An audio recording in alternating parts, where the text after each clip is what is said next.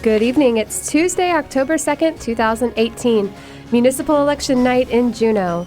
I'm Shelley Delaney. This is special coverage from KTOO, and I'm here live with KTOO's Deputy Managing Editor, Jeremy Shea. Hi, Shelley. It's just after 8 p.m. and local polling sites should be closing. Jeremy, you've been hustling, along with the rest of the KTOO newsroom, to put together a lot of election coverage. So what's in store for our listeners tonight? Yeah, so we're expecting former Juneau Mayor Meryl Sanford to join us shortly on air to talk about some of our local races. Former Mayor Bruce Botello will be joining us a little bit later. KTOO reporter Adeline Baxter is downtown at City Hall tonight following the election returns.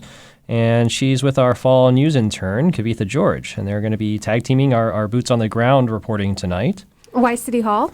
Yeah, so unlike with our state elections, for our local elections, the city clerk is the head election official.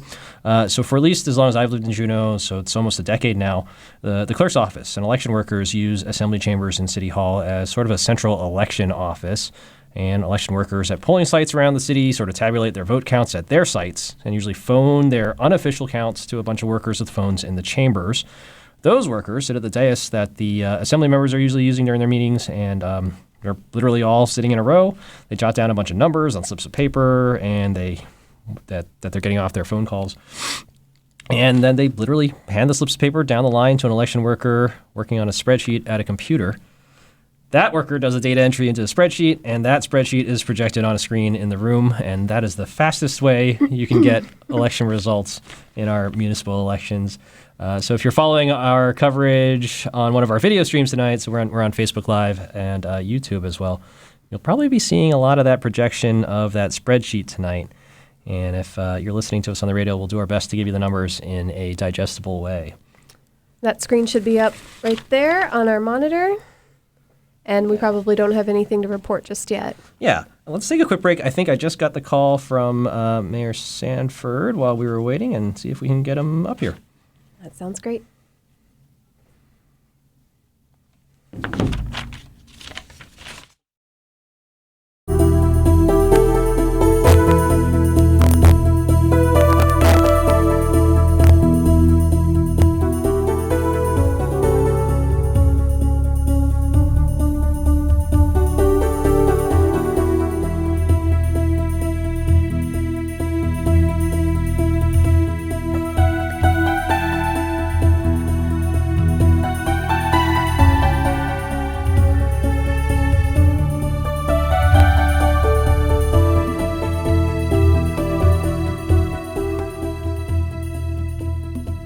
While we're waiting for Jeremy and the mayor, former mayor, Meryl Sanford, we can listen to the answers to some of the questions that the assembly candidates, this one is assembly mayor candidates, were asked prior to the election.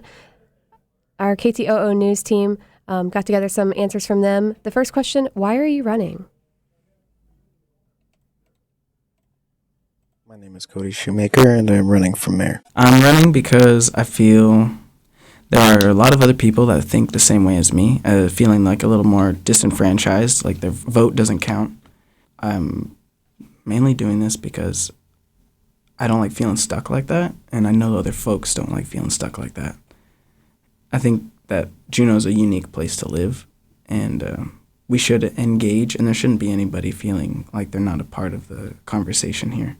I think everybody deserves to have a voice here. I'm Norton Gregory, and I'm running for mayor. In 2016, I was elected to the Assembly as an area-wide Assembly candidate, and I found that the process at City Hall to be very fair and very transparent, and that the main reason that, I was interested in politics is that it gives you an equal voice on the Assembly where your vote matters just as much as the person sitting next to you, and that it takes everybody in our community to get involved in order to make this place work. You have to step up, and I think that by getting involved as a community member, it makes our community a better place to live. We have some serious challenges in our community, everything from a high cost of housing to high cost of healthcare, high cost of food, and I would like to work with our community to solve those issues and really to make Juneau the best capital city that it can be. I'm Sarah Lynn Tabachnik, and I'm running for mayor. I'm running for mayor because I love this community and I love the people, the place, and I'm dedicated to being here. I've been here for 31 years, and during that time, I've worked at Aware for 31 years. I want to bring my leadership, my skills, my experience to the CBJ in a way that engages our citizens and brings people together as a community, much like I've done at Aware. I want to bring that and broaden my successes at Aware and what I've learned there to this community. I believe I can make a difference, and I'm eager to make a difference. I'm Beth Weldon, and I'm running for mayor. I believe that I have the experience that is needed for the mayoral job. Looking at the other candidates, I know my past history, and I have both public and private sector experience. I had my own fishing boat. I worked for the fire department for 20 years, have worked for the state, and now own my own business. So I think that gives me a different perspective than the other candidates. And also, I'm very involved in the community, have been involved in several boards around town. Looking at my time, because I'm a business owner and I can flex my time, and just coming off a year of being on the assembly and Rotary president, I realized I had the time, I had the energy, and I certainly have the passion to be a mayor. You're tuned into KTOO Juneau. I'm Shelley Delaney here with Jeremy Shea, and joining us now is former Juneau Mayor Merrill Sanford. Merrill Sanford was mayor from 2012 to 2015 and a regular member of the Juneau Assembly from 2002 to 2012. Long history in Juneau going back to high school. Thanks for joining us. Thanks for being here. It's good to be here. Mr. Sanford, tell us who you backed in this election cycle. Well, I've put my marker on Beth Weldon for mayor because I think that she will be the one that can look at the broad issues that are going on within the city right now. And economically wise, she's the most fiscal, I think. And, all of the projects and ideas that are out there are really great ideas and really need things that are really maybe even needed. But what can we do with the money that we bring in now? I know that I don't want them to take any more of my money out of my pocket. So it's a balancing act, and I think Beth would do the best for the mayorship. Is that what you feel is at stake tonight? Yes, I do. From your time in office, do you have advice for the incoming members? You have to study hard. You have to know what's going on. You have to know what's happening within the city. You need to listen to the people and move forward from there. And when you joined the assembly back in, it was 2002, right? Like, did you know what you were getting into? I was a fire chief and a fire person in the military, on the basketball team here in Juneau, and so I knew my town, our town, and knew what it was all about and how people thought, and didn't think maybe my way all the time. But I at that time, 2001, 2002, I must have gotten a little bit upset about some decision that was made, and I said, geez, I can do as good as that or better. Or if I want my ideas known, I need to put my foot forward and try to run for the assembly, which I did. So you've lived in Juneau for much longer than I have. It's been about a decade for me, but it struck me as unusual, the amount of turnover on the Juneau Assembly this round. Have you ever seen this kind of turnover at the Assembly? Yeah, no, I haven't, and there could be a little bit more even, so it's a lot, and all of the new Assembly members are really going to have to sit down and really try to figure out, because there is a learning curve. You really don't know all the ins and outs of what's going on the Assembly and how the hamburger is made, through the process and everything with staff and our city administrator and that, until you've been there for 2, 3, 4 years even. And so it's really important that you pay attention to what, and staff is going to gear up. I'm sure, in fact, I've talked with Rory and joked about it with him. I said, you guys really have a steep learning curve for these so many new Assembly members. And we should back up to say that's City Manager Rory Watt, so kind of the head executive, basically, of city and borough government here. He's the head administrator. He's in charge of all the personnel, except for 1 or 2, which the Assembly is in charge of. Yeah. So I guess we should back up. We didn't really set the scene here on the Assembly. So there's 9 members total. Mayor is one of the members, and very similar. It's a little bit different than like Anchorage or some of the other cities where the mayor is also an executive who actually directs staff. Right. On what So to do. so we're a weak mayor form of government, not a strong mayor form of government. There's been talk off and on about, well, let's vote on that and change that around too. I personally don't mind a weak mayor system as long as we're all working together. If you ever get into a battle of us and them or you and me or stuff like that, then it might get kind of touchy. But usually, since the administrator, the city manager, is hired by the assembly, it's they who hire and fire that person. So you do have some control there. Right. And so what's different about Juneau's mayor versus the regular assembly members on the way our city government is structured? Well, the by charter, the mayor's in charge of and is supposed to see to all the greetings and welcoming of different peoples and different organizations and different states and countries that come to town. So you meet with them and you talk with them and see what they want, see why they're here, and or if like we have sister cities throughout the whole world. And, when I was a mayor, we had China come once or twice.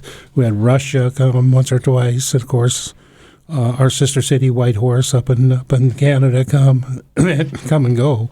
And mainly, and the other big thing is that the mayor helps set the agenda. So every week, he sits with administrative staff, the lawyer, the city manager, a couple of other department heads, and we as a group set the agenda for the assembly meeting.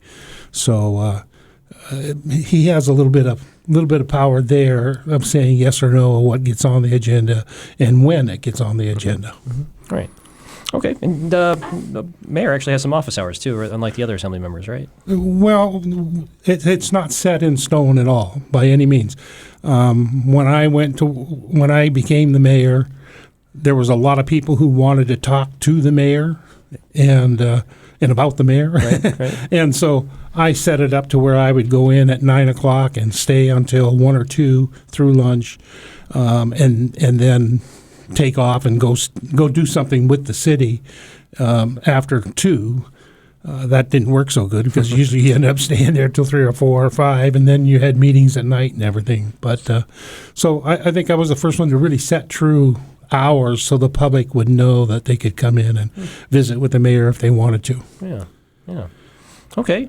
Well, we're standing by, waiting for some election results. It looks like the city officials with that spreadsheet. Again, if you go to kto.org or kto.org/elections, you can see the same video feed we're looking at of the spreadsheet.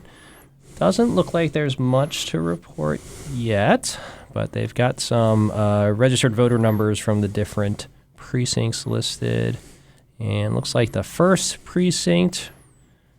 polling precinct reporting data right now is Juneau 3. We don't have a whole lot to read into with so little data, so I'm reluctant to read off these numbers at this point in time, but you get a sense of the pace. It's 13 minutes since polls have closed, and already there's some data coming in. And staff has really fine-tuned this, and with the voting machines and everything that they have, in the old days, you could be there till 10, 11, 12 getting counts and wouldn't even know then for sure. Sometimes you still don't know for sure, but by 9:15, by 8:45, we're going to basically know where we're at with this election, and that's how fast it will come in. Right, and when I was, trying to put together some of this coverage today, that's about what I figured we'd probably be winding down coverage about an hour and 15 minutes after polls close. So it's really fast. It's kind of something worth seeing sometime if you get an opportunity to go down to City Hall, and you can still go tonight. Yeah. This is happening live. It looks like they're recording some data now from, let's see, it's Mendenhall Valley number 2. And just kind of looking at the top line, ballots cast in that earlier polling site, 309 ballots cast out of 1,084 registered voters. So you can kind of do some rough math. It's about, a little bit less than a third turnout, which turnout's always been a perpetual thing with our municipal elections. I think it bottomed out at some point in the last 10 years around 19%.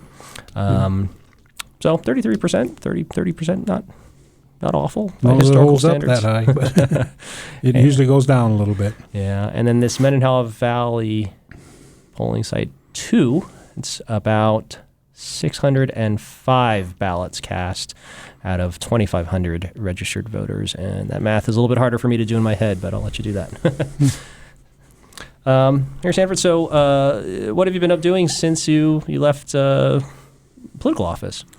Well, I've the thing that I miss about being mayor or on the assembly is people called or people saw you on the streets or at the grocery store or wherever and asked you questions and asked for help doing something, maybe asked you about they're going to build something or build a house and they have some exceptions that they have to get done, and we'll ask you some of the rules or guidance that you've had. I was lucky enough to spend 4 years on the Planning Commission right prior to my assembly seat.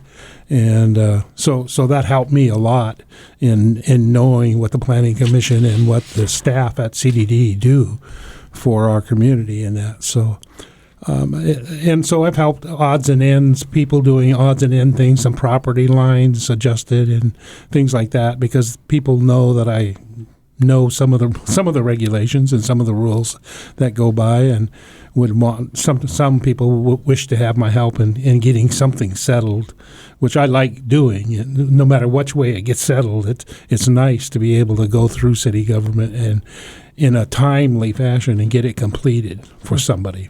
Yeah, and so we kind of zoomed in and we looked at some of what we thought subjectively as a newsroom were the big issues that seemed to be on everyone's mind. I don't know if they change over time. We zeroed in on childcare this time around and public safety and affordable housing in Juneau. And these sounds like, give us your sense. Are these just kind of perennial issues that never go away? Or if you go back on the record and look at the goals and all the different ideas that come forward, you'll see those 3 items there in different formats maybe, but the same principles on our assembly goals and objectives to do or to work on for a long, long time, and including in our comprehensive plan. Those 3: housing, child care, how do you take care of your child and have your parents be able to work and things like that. So all those things have been on our list, and we've picked away at parts of those things, but never have been able to accomplish all of them all at once. And what it boils down to is, like the Head Start program is a great program, I think, and would be a really neat thing for our kids. And I support it 100% until we get to how are we going to pay for it. Right. So if you we've got a $380 million budget, but really only 80 or 90 million of it is operating funds. All the rest is dedicated funds for the school district, the hospital, the airport, public works, and on Eagle Crest, on and on it goes. And so those are all dedicated funds. We have a little bit of control over them and say yes or no, you can't spend that much, but that's it. We don't set their budgets for them. Those boards help us do that. But when you have to come up with $2 or $3 million out of $80 million to do something, even if it's good, you have to really sit down and set your priorities of what you want to do and what you want to get done. Sure. And now all of a sudden, it's not all of a sudden either. We know that our understaffing at the police department had to be caught up with for 10, 15 years now, and they're finally really hitting that head on and trying to get it accomplished, get all 10 of those police officers hired. But like I say, when it comes to trying to figure out how to get $3 million out of a budget and not raise taxes anymore, that's hard to do. Yeah. And is it hard to say no? It's people.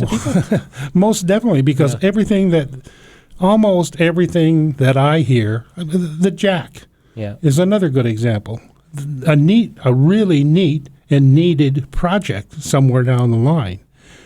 And I say yes, yes, yes, until the money comes into the picture. And then I say, whoa, slow down now. You want my pocket to give you, out of our pocket, out of our tax dollar, to give you another 20 million. It's not 20 million anymore. It's down to 12 million or something.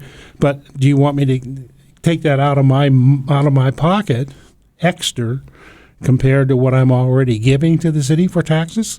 And I would probably say no to that in the end because of that. And the issue of the parking situation down here. I mean, you guys live right in the middle of this right here. Right. And it's terrible. You know, our people come in from out of town for conventions and visitor things and come down here and get a $25 ticket every day.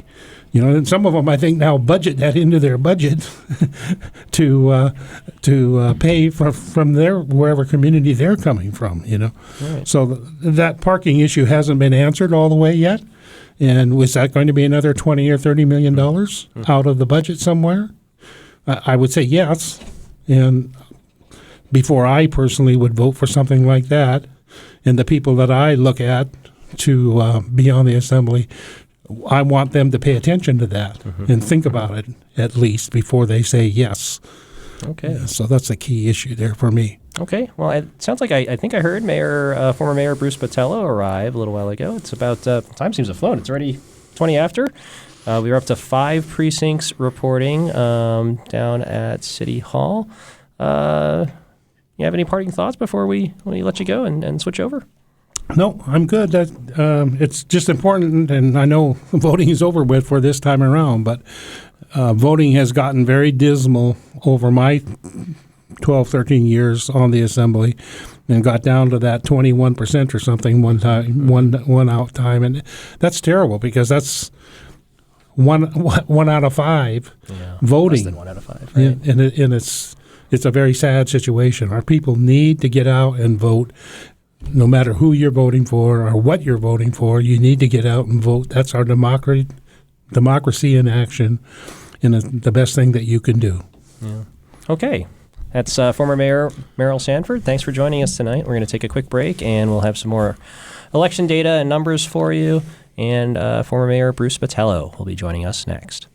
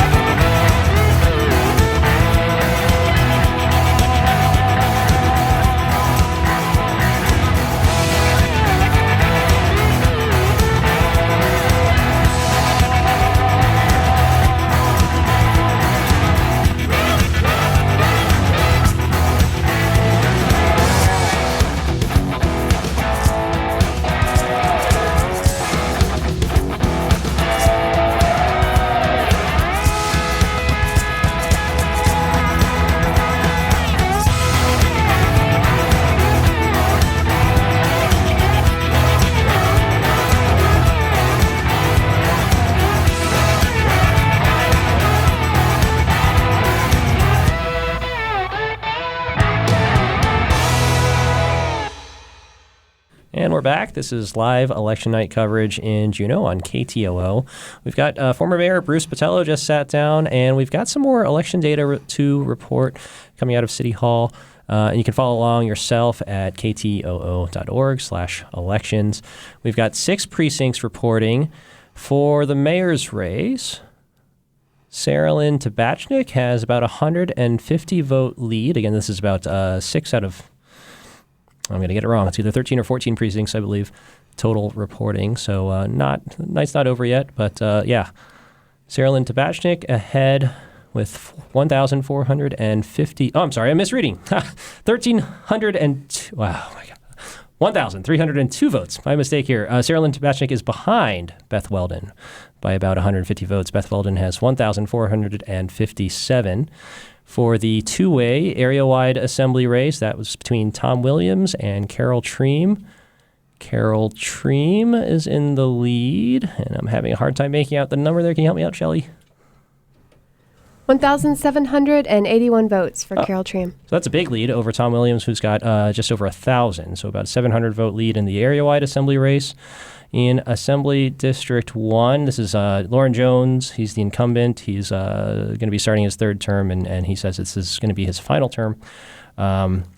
Is uncontested. He's got, I think it's safe to say Lauren Jones will serve a third term. He's well ahead of the write-in candidate. Yeah.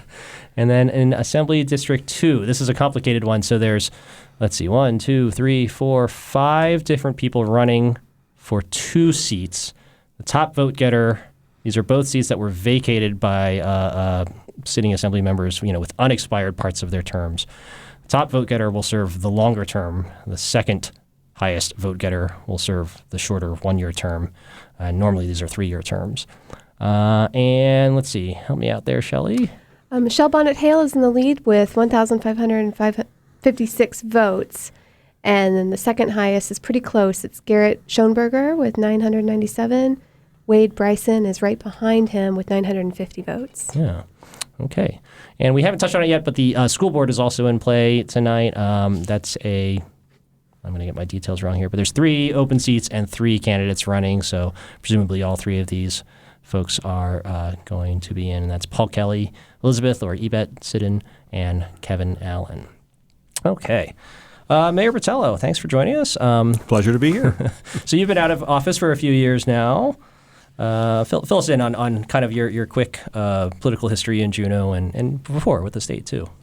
Well, I served on the Assembly from 1983 to 86, was mayor from 1988 through 91, and then again from 2003 to 2012. It's a long history, and in this election cycle, have you been active in campaigning for any of the groups in our municipal elections here? I've been advising candidates, yes. And could just so everyone knows where you're coming from, could you? Well, I guess you can't put your finger on the scales anymore at this point, but can you just disclose who you've been backing this time around and why? I've been supporting for the mayoral race, Sarah Lynn Tabachnik, for area-wide, Carol Treem, of course, Lauren Jones, and I voiced my support for Michelle Bonnet-Hale and Garrett Schoenberger. Okay. So just, seeing and hearing some of these election numbers so far, how are you feeling about the future of the Juneau Assembly and your local it's still government? an early evening, and traditionally the last precincts to come in are usually the largest, and those are valley districts, and they'll be determinative of the race. We could, in fact, see a situation where the votes are so close in perhaps one of the valley seats that we may have to wait beyond tonight to find the answer. Mm-hmm, mm-hmm. It's pretty unusual, right? So 5 seats up on a 9-member assembly this year. Of course, one of them's not changing person. So 4 out of the 9 members, that's a lot of change, right? It is. We haven't had a situation akin to this since 1983. That year, the assembly was required to reapportion itself, and so every seat was up. Again, we've just not seen any circumstance like that until this year. Mm-hmm. Yeah, so it is a dramatic change for the Assembly. It will be a major challenge for the Assembly itself to find its voice, to find its footing, and also to develop a relationship with the staff. And again, the staff, which has to make sure that the city is moving forward day to day, is going to have some challenges here in bringing that new assembly up to speed. What do you think the biggest issues facing this new assembly are going to be? That's a good question, because there are the issues which they collectively and individually identified in the campaign, and then there are the things that have to happen in city government. So looming always is looking at financial health of the community, looking towards the budget period. Fortunately, they will have several months before they will be into full gear and looking at the next fiscal year. On the other hand, many of the issues that were raised during the course of the campaign will require examination about either additional funding or having to reallocate funds, whether you're talking about early childhood education, people's concern about public safety, the opioid epidemic, and public safety generally, homelessness, and affordable housing generally. All of those issues will manifest themselves one way or another in the course of the budget deliberations themselves. Every assembly is confronted with land use issues, and those may be smaller rezones, for example, or what has been recommended, and I think the Assembly is planning to move forward on, is a rewrite of the comprehensive plan. Another issue which we will be, I think, collectively grappling with as a community and with our industry partners is the addition of some 200,000 to 300,000 additional passengers into Juneau during the cruise ship season.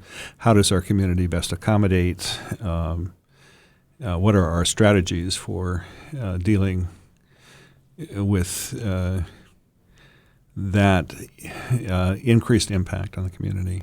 So those are some of the things that I believe they will be confronted with very early on. You've got the benefit of a long perspective, like our last guest in Juneau. Did the issues change? Does anything strike you this cycle? Or I think when I first met, when I was working at the Empire about 10 years ago, it was all Oxycontin seemed to be the issue that was plaguing the city. And then for a while it was heroin again. And now it seems to be going back to Oxycontin around again, these opioids. Do you see the issues change, or they just kind of go cyclically over time? Oh, I think there are themes that recur with every assembly or with every quasi generation of assemblies, and Juneau has been fighting alcohol and other drug addictions as a community for since inception, really. So the impact on the community is clearly much more dramatic these days in terms of people's fear of invasion of their person or their property, and not to mention concern for those who are addicted. So that is a theme that you will see recurring. There's always a tension in terms of the weighing what services government should be delivering. It is a tension that is the very nature of the deliberative process in any governing body. How do you allocate resources, and really what resources are you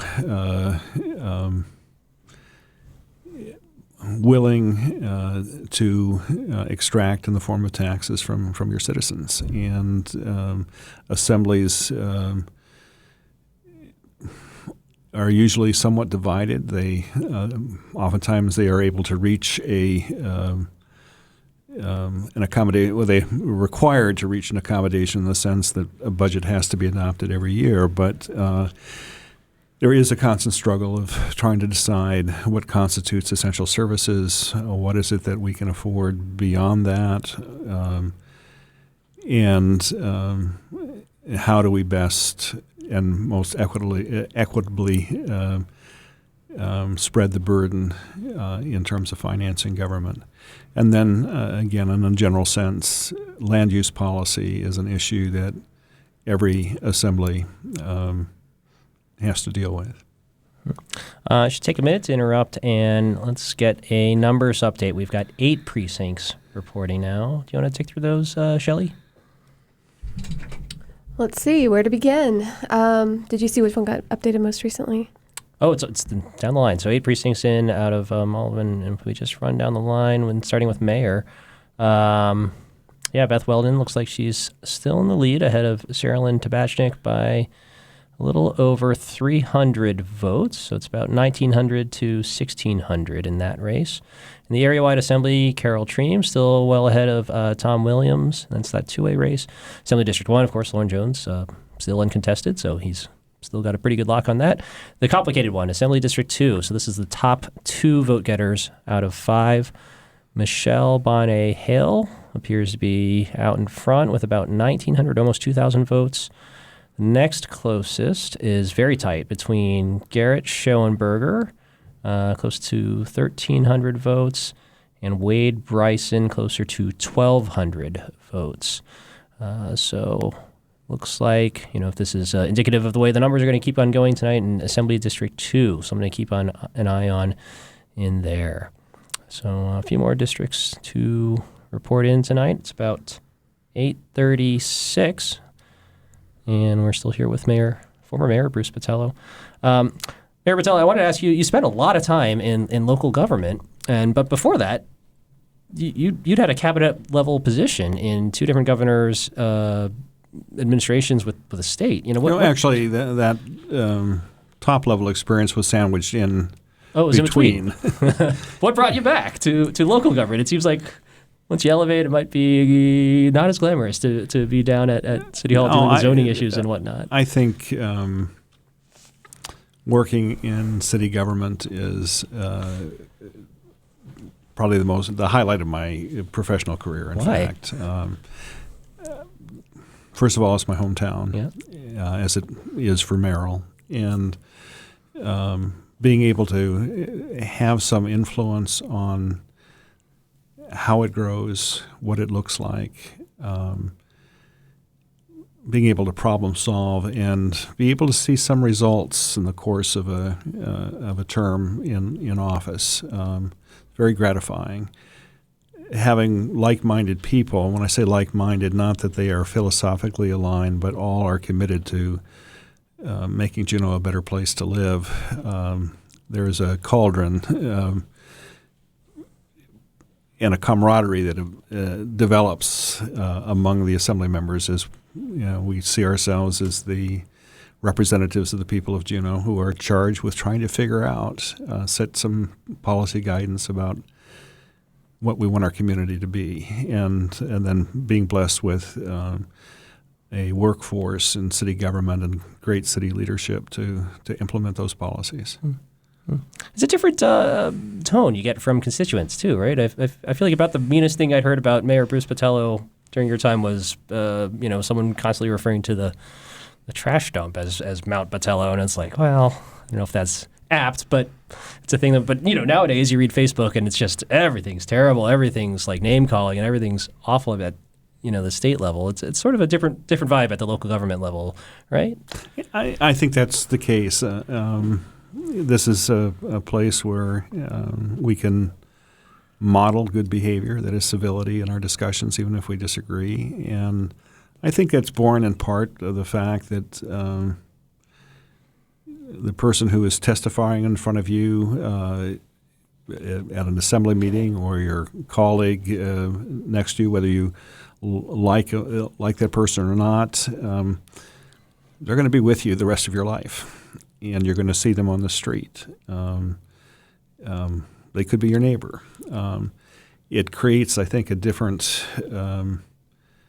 more measured way of wanting to relate to each other. And again, I also harken back to the fact that whatever our political differences, we share something in common, which is we each have an image of what a better Juneau looks like, and our job is to see to what extent those visions overlap or can be reconciled. Mm-hmm, mm-hmm. We had a former assembly member, it was a couple municipal election cycles back now. It was Kate Troll had some critiques of our coverage of municipal elections, assembly elections, for bringing up partisan issues in a ostensibly nonpartisan race. And I don't know, just wondering what your take on that was, if actually not using the labels, because these races there's no primary for Juneau Assembly, there's no party affiliations, it's just one round of elections. If you think not having political labels changes the process and how the body actually works?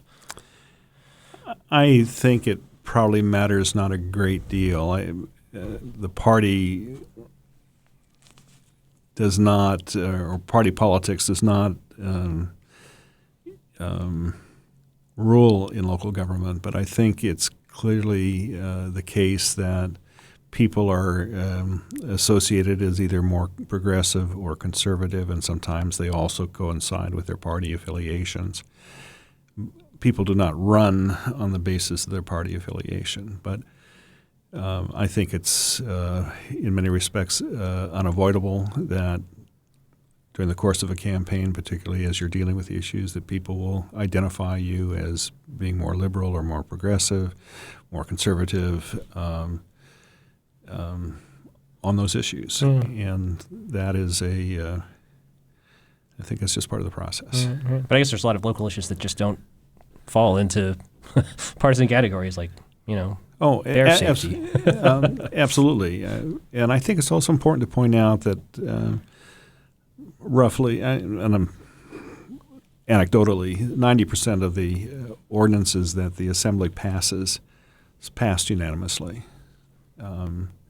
They are the housekeeping ordinances that may put a journalist to sleep, but which are necessary for the efficient operation of government. Yeah. We should interrupt with some new numbers. Again, it's about 40 minutes since polls closed now. We've got 11 precincts reporting in. These are unofficial results. For mayor,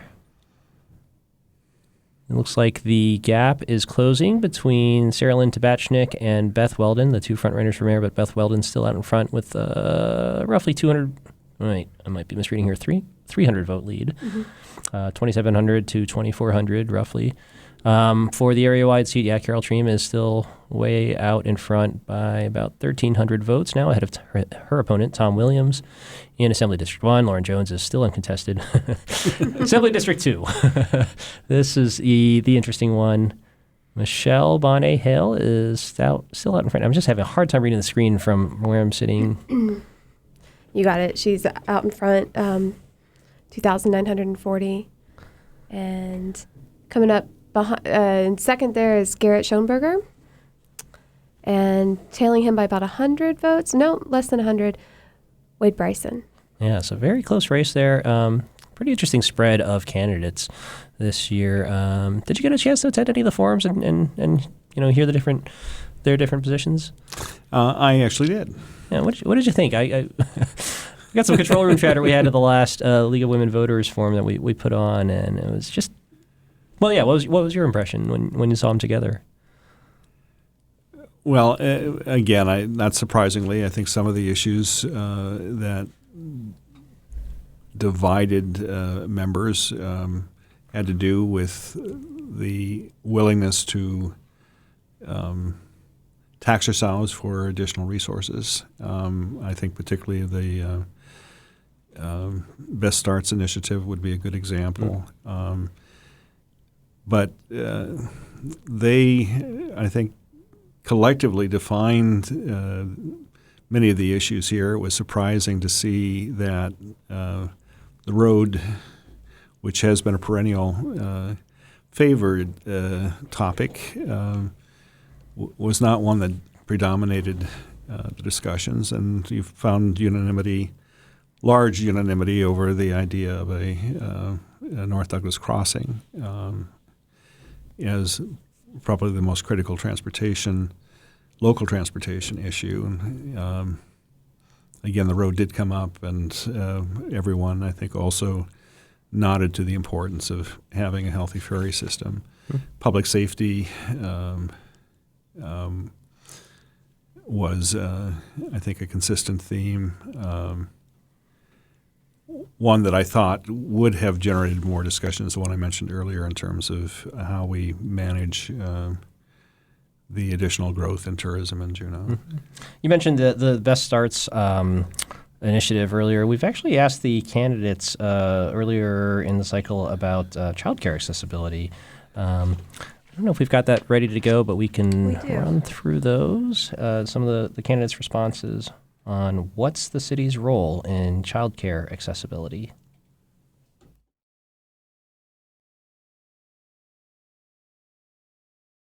My name is Cody Shoemaker, and I'm running for mayor. I have a lot of friends that are dealing with this, and I just talked to a friend of mine who owns a restaurant, and he's paying about $900 a month on for childcare. He told me it's pretty expensive, and with him owning a restaurant, even it's taken a large chunk of his money out. As the government goes, if the citizens are battling something or dealing with something that they can't really overcome or there's no real solution for, the government should step in and help the citizens in the community, because that's essentially what the government is to do, is to service the community and help the citizens. I really believe that. I'm Norton Gregory, and I'm running for mayor. So I believe that the city's role to improving access to affordable child care is really a facilitative role. I don't necessarily have an opinion as far as where that funding is going to come from, but I think that is something that should happen at an assembly level, where we work with the community to solve that problem. And one thing I've realized during my time on the assembly is to be very cautious with making any hasty decisions and any hasty judgments on how something is going to happen, because you never really know what's going to happen until it comes down to time for a vote. So I think that during this last vote to put affordable child care on the ballot, it unfortunately did not make it. And I would really be curious to find out, overall what the community's desire really is and how they want that to be funded. I'm Sarah Lynn Tabachnik, and I'm running for mayor. I think the city has an important role in ensuring access to affordable child care. Part of economic development is ensuring that young families can make it, and it also ensures that kids are getting off to a good start and a solid foundation. We have a lot of working families here. We want to help them succeed. There are lots of things that CBJ can do. Of course, there was the Best Starts initiative.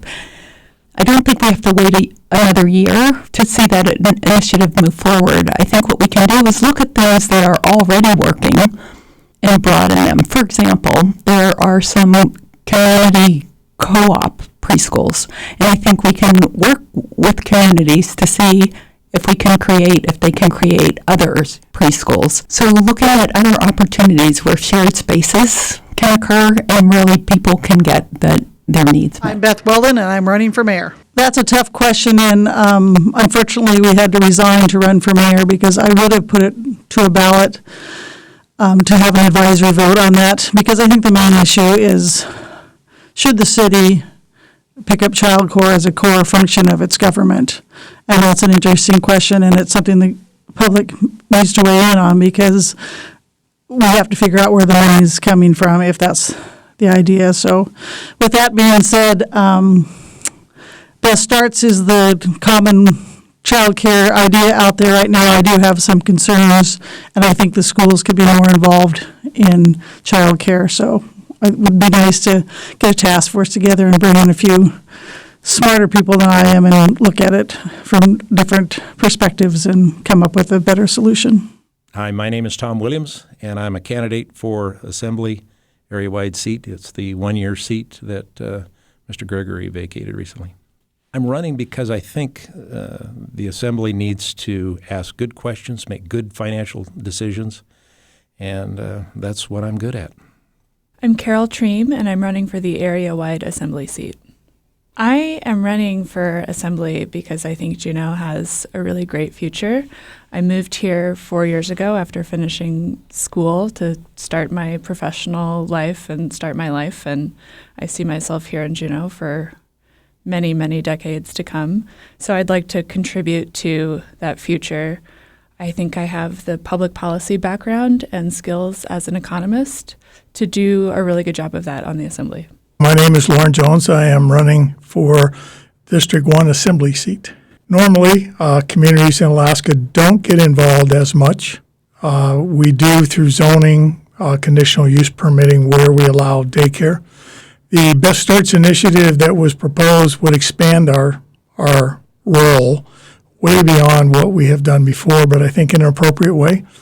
We have to, in times of decreasing daycare for families, and we want families to be part of our economy. We want them to live in Juneau.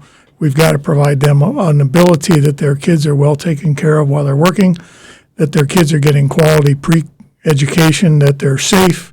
And the community just, I think, it's time for the community to step up. Otherwise, we have thousands of kids that are in care. It might not be the best for them, and I think we need to step up. My name is All right, you're listening to KTOO Juneau. We're back with special coverage of the municipal elections. I'm Shelley Delaney. And I'm Jeremy Shea. And if you're following along with our live stream of the video, you might be seeing some activity down at City Hall, some folks in front of the projection screen, and we've got 13 of the 13 physical precincts in Juneau reporting in now. So we've got some elections to call. For mayor, we should note also, absentee ballots have not been counted yet, so those are still out there. But barring something pretty unprecedented happening in the mayor's race, it appears that Beth Weldon will be Juneau's next mayor. She's got a, 600, 700 vote lead over Sarah Lynn Tabachnik, her closest opponent, and then Norton Gregory, a pretty distant third, and Cody Shoemaker, very distant fourth. In the area-wide assembly seat between Tom Williams and Carol Treem. Carol Treem held on to her lead. She'll be our next area-wide assembly member. Assembly District 1, Lauren Jones, uncontested. Incumbent will stay on. And in Assembly District 2, Michelle Bonnet-Hale will serve the longer of the two terms that have not been completed. And the number 2, there's the 1-year term for Assembly District 2. It looks like Wade Bryson has a narrow lead. He's got 2,000. And someone in the Assembly Chamber is making it very difficult to read on our video screen here. Apologize. He's got a narrow lead over Garrett Schoenberger in number 3. It's a little bit too close to call, or too close for our comfort to call right now because of the absentee ballots that have not been counted. But of the physical polling locations, it would appear, and again, these are unofficial results still, they plan to do certification later and include the absentee ballot numbers. It sounds like we've got Carol Treem on the line. Hello. Hi, guys. This is Kavitha, reporting from the Assembly Chambers. Everyone seems really excited. I'm just going to pass the phone over to Carol right now. Okay, thanks, Kavitha. Hello. Hi, Carol. You're on the line with Bruce Patello, me, Jeremy Shea, and Shelley Delaney. Shelley Delaney. So we just called your race a little while ago. How are you feeling? I'm very excited, very happy. Okay. What do you plan to do tonight, and what do you plan to do before you're sworn in? I plan to sleep a lot. I haven't done much of that lately, and that's the first thing on my agenda. Okay. And did you get a chance to see Mr. Williams and talk to him, and you're going to bring anything forward from his side of the race? He is not here tonight that I've seen. I don't know if he's in town, but I appreciate his candidacy. He was a very pleasant opponent to run against. And tell us a little bit about your campaign. You kind of pointed out a lot of times, every chance it seemed like you could, that you're the youngest of the candidates running for assembly this round. I am. Well, I thought that was pretty obvious to anybody who was looking at the race, so didn't want to try to hide that fact. And, as far as the assembly, what do you think that means for, you're 30 years old, right? And I don't know. What do you think that means for Juneau? What do you think that means for people your age? Well, I think that means that we'll have some different representation, different ideas, representation of a different demographic that I think has traditionally not been represented directly on the assembly. So I'm excited to bring that to the table. Okay. Anything else you want to add before we let you go? It sounds like we've got Beth Weldon standing by, our presumptive mayor-elect. Well, I just want to say thank you to everybody who voted for me, and thank you to the friends and supporters who I would not have been able to do this without. Okay. All right. That's Carol Treem live from City Hall tonight, and the area-wide assembly member-elect calling in from City Hall with our Fall News intern, Kavitha George. Thanks, Carol. Still waiting to get Beth on the line. Okay. Mayor Rattel, you've got a big smile on your face. It sounds like you've got something to say. No, I'm just I'm excited that we have younger people who are stepping up to serve in local government. Carol is a great example of that, and I think it's helpful to have someone who has 30 or 40 years ahead of them. And I think it offers a different perspective, and of course, not to in any way diminish her professional background, which I think will be very valuable to the Assembly. Right. She's an economist. I should disclose she and I are friends, so I've been trying to recuse myself from coverage decisions related to her campaign this cycle. Juneau is a small town. So Beth Weldon, you said you had backed Sarah Lynn Tabachnik in the mayor's race. Is that correct? That's correct. Yeah. And Beth Weldon, you'd worked with her. She'd have been a volunteer fire chief. Yes. For a good and chunk Beth of is a time. wonderful person, and she clearly knows Juneau. One would begin to suspect that being a fire chief is actually a qualifier. Oh, yeah. A prerequisite, actually, for serving as mayor. Right. Yeah, Meryl Sanford, of course, was exactly earlier tonight, too. Right. Let's say, and it sounds like we've got Beth Weldon on the line. Miss Weldon, can you hear us?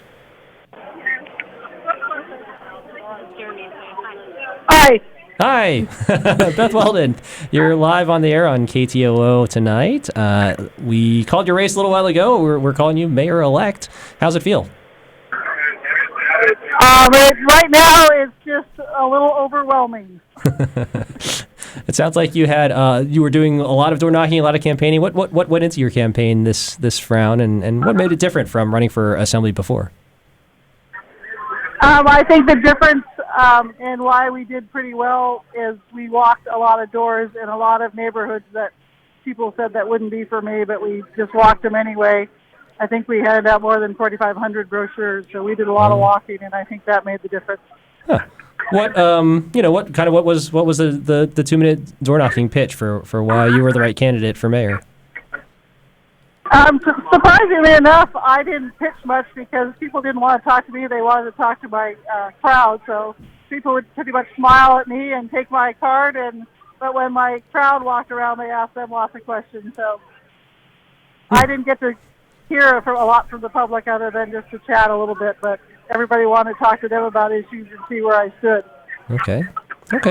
I've got former mayor Bruce Botello, who I should ask him. Do you have any advice for the incoming mayor? Oh, I will save it. Although Beth has a clear advantage in the sense that she has been on the assembly. I think knows the processes and knows the issues that have been preoccupying the assembly over the last years. I would say, incidentally, Beth had a very strong ground game and a great core of supporters. Okay. Beth Weldon, do you have any? We've just got a couple more candidates lined up on the line. Do you have anything else you want to say to our audience before we let you go? Sure. I just want to thank my campaign crew. They were just awesome. Like Bruce said, they were just solid as could be. And then I just want to say thank you to Sarah Lynn and Norton. We kept it to issues, and it was a fun campaign, and I'll enjoy talking to them and getting their viewpoints on issues in the future. Okay, that was Mayor-elect Beth Weldon joining us on the line from City Hall. Looks like we've got a couple other candidates who are going to be joining us shortly, possibly Michelle Bonnet-Hale and Wade Bryson in that crowded and complicated Assembly District 2 race. So we're just standing by until we can get them on the line. I can see Shelly texting furiously with our team. Should be just a second. Okay. Let's take a quick break and see if we can get them on the line here.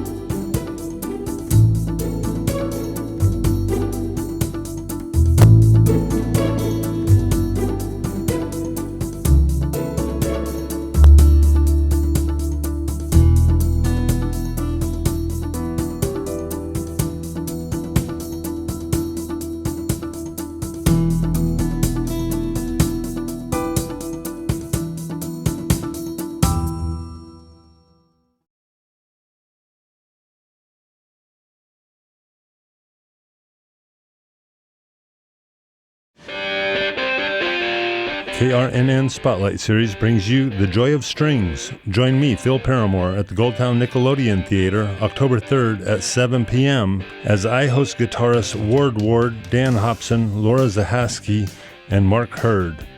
Each will bring their unique guitar style to the stage. That's October 3rd, 7 p.m. at the Goldtown Theater. Tickets at ktoo.org.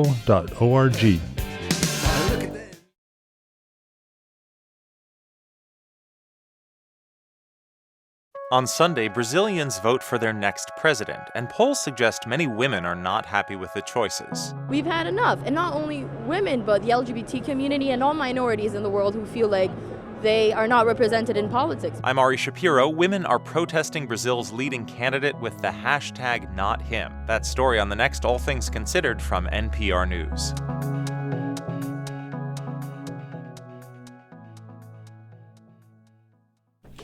You're listening to KTOO Juneau. It's about 9:02 p.m. I'm Shelley Delaney, and here with me live is Jeremy Shea with special election coverage for Juneau's municipal elections. Yeah, and just to recap, it's polls have been closed for about an hour. All 13 of the physical, actual live show up to a place, and there's machines and ballots and stuff. All 13 of those precincts are reporting in. These are unofficial election results, we should stress. There's a process, and they'll be certified, I believe it's October 15th, if all goes to plan. And we're standing by to hear from a few more of the candidates. It looks like intern Kavitha George is calling in with Michelle Bonnet-Hale, the winner of the Assembly District 2 seat. Let's see, do we have Kavitha or do we have Michelle? Yeah, she's right here. Just one moment. Thanks. Hello, this is Michelle. Hi, Michelle Bonnet-Hale. This is Jeremy Shea at KTOO and Shelley Hi, Delaney. We called your race a little while ago. It looks like you'll be serving the longer of the unfinished terms for Assembly District 2. What would you like to tell our audience? Actually, I think I'll be serving the full 3-year term, as I understand it, Jeremy. And I guess what I'd like to tell the audience is thank you very much, Juneau, for electing me and I am eager to meet your expectations. I'm really excited to be on the assembly, and I think we'll have a great composition. I think this assembly will be a great composition. We'll bring some real good balance to the community. Okay. And, if you can recap for us, what do you think were some of the defining characteristics of your campaign? I think the greatest thing about my campaign was I had an incredible team that was with me right from the beginning, and we just had this excellent energy throughout the entire campaign. And we met weekly, and we actually started meeting weekly several weeks before the filing deadline. And so we kind of had a great head start, and then we would meet weekly, and we just would kind of respond to things as they came up. And we did a lot of canvassing. We really tried to cover as much of Juneau as we could. So I think it was the energy and the campaign workers, the contributors. I had contributions from many people that were just wonderful. Okay. And for the next couple of weeks, you don't get sworn in for about 2 more weeks, right? On the 15th, that's right. All right. And what do you think you'll be doing until then? I think I am going to, we were thinking about trying to get away for a couple of days, but I don't know if we'll be able to pull that off because I am going to be working very hard at coming up to speed. I'll be working with the existing assembly members. I'll be working with the city clerk's office and just really working on coming up to speed on all the things that I need to be able to do, the knowledge that I need to have to kind of step into that role and do a great job, just as good a job as I can right from the beginning. Okay. And we did a story, I think the first time we touched base in wearing my news hat and you, it's just a person in the community, was when you pointed out to me that I think your dad had died, Herb Bonnet. Yes. And you mentioned that, that space down there at City Hall has some special meaning for you. Can you tell us about that? Yeah, so there is a very large painting by Herb hanging in City Hall, and it's actually going to be very cool because the assembly members are facing that painting, and it's what he did. Sometimes he did really big paintings, and this one, it's beautiful, and it'll mean a lot to me to be able to sit there with the painting every time I'm in the meeting. So he died about 13 months ago, and I'm looking at the painting right now, and it'll just be a lovely way to remember him. Yeah. Okay. That's Michelle Bonnet-Hale. Thanks for joining us on KTOO for our special election night coverage. Do we need to make a little break here to get our next candidate on the line, Shelley? Or are we ready to go? We need just a moment. Okay, we're going to take a quick break, and it looks like we'll have Wade Bryson on the line next.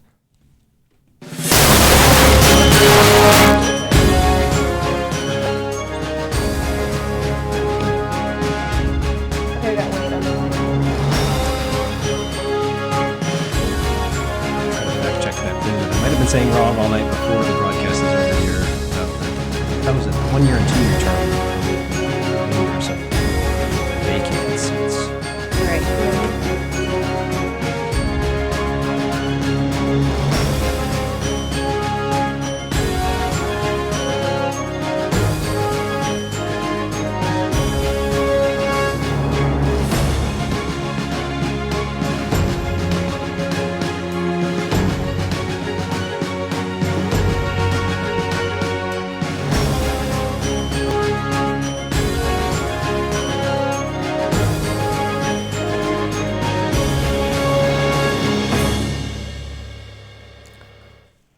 This is special election night coverage of Juneau's municipal elections on KTOO. I'm Jeremy Shea, and it looks like we've got Wade Bryson on the line. Wade, are you there? Yes, I am. How are you? Very good. Wade Bryson, so you're in that crowded Assembly District 2 race. Numbers were pretty close, and there's still absentee ballots out there. Actually, the numbers have changed since I last looked. So looks like you've got 2,274 votes after Michelle Bonnet-Hale, and this is the top 2 vote getters win the seats. So 122 2 votes ahead of the third place person, Garrett Schoenberger. What's your mood right now with as the numbers stand? Well, I tell you what, I came in a little bit late. My wife and I didn't get down here till about 8:30. And when I walked in, Garrett was ahead by about 150 votes. And I tell you what, walking into a very packed assembly chambers to see that you have lost an election is a little bit of a disheartening moment, to say the least.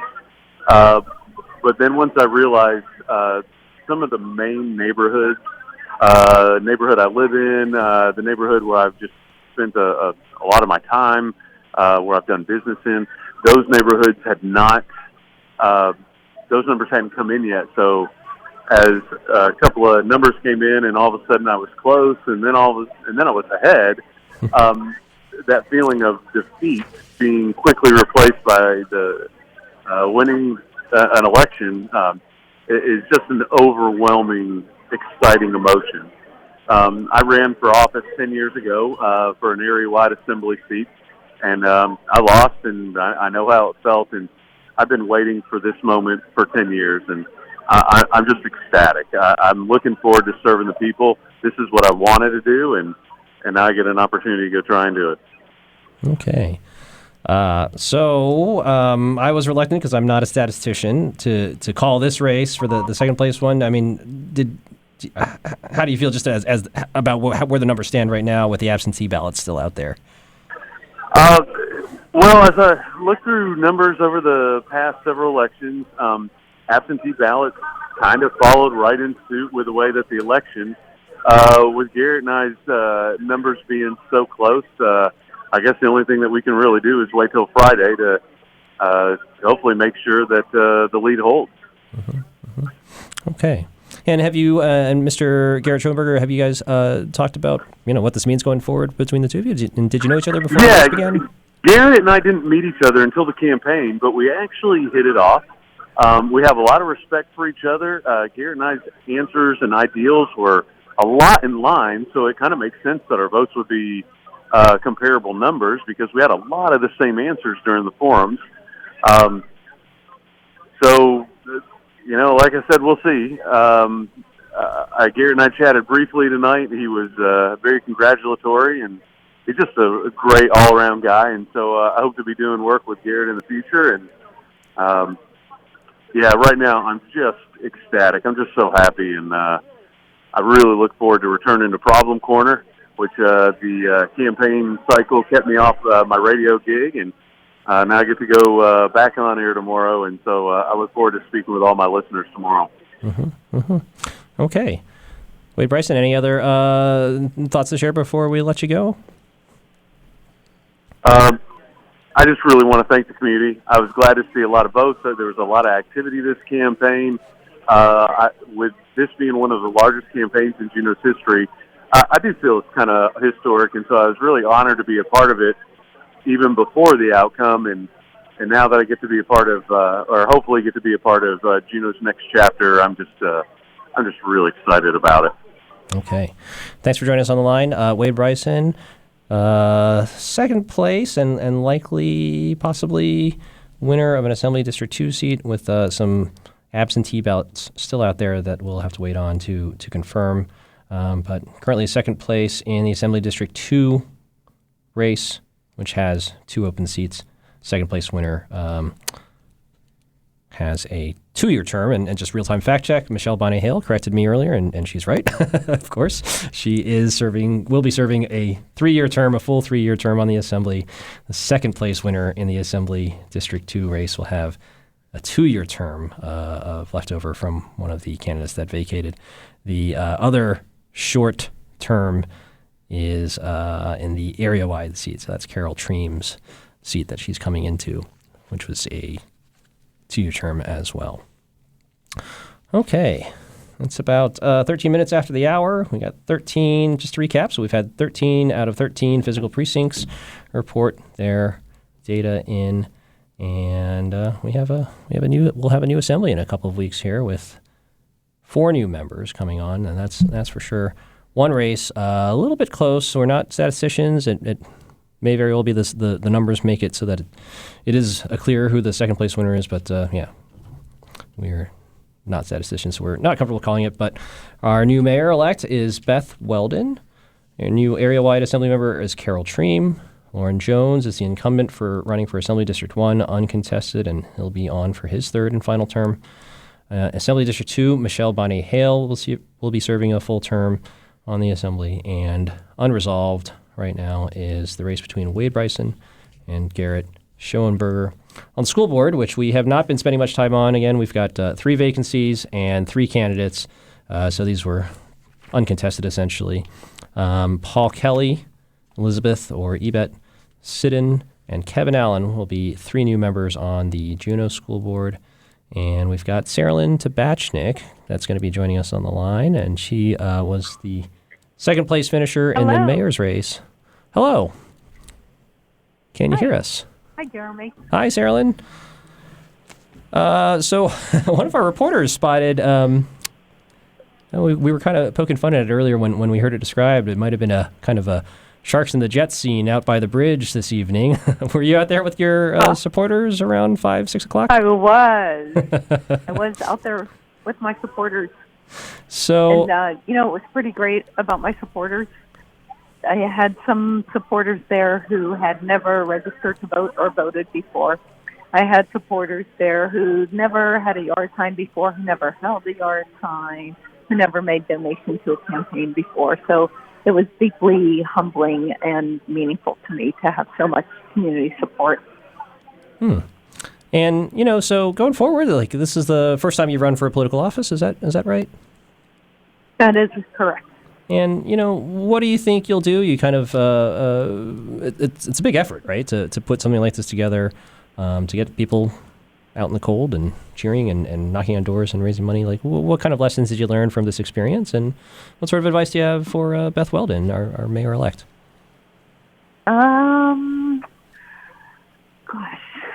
Lessons learned. I think I have a lot of appreciation for folks, and